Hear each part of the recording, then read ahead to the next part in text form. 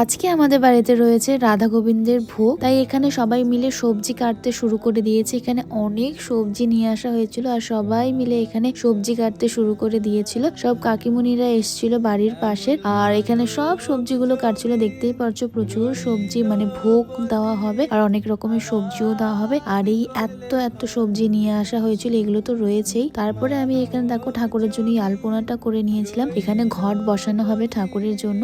আর চলো তোমাদের রাধা কৃষ্ণকে দেখিয়ে দিই। তো আমাদের মন্দির তো পুরো কালার হয়েছে আর এখানে ঠাকুর পরিষ্কারও হয়েছে, তাই এখানে ফুল টুল কিচ্ছু নেই এখন। আর এখানে লোকনাথ বাবাকেও দেখতে পেলে আর এখানে গোপাল ছিল। তো এখানে গোপালকে মা দেখো গোলাপ দিয়ে দিয়েছিল, সুন্দর পিঙ্ক কালারের একটা গোলাপের পাপড়ি দিয়ে দিয়েছিল।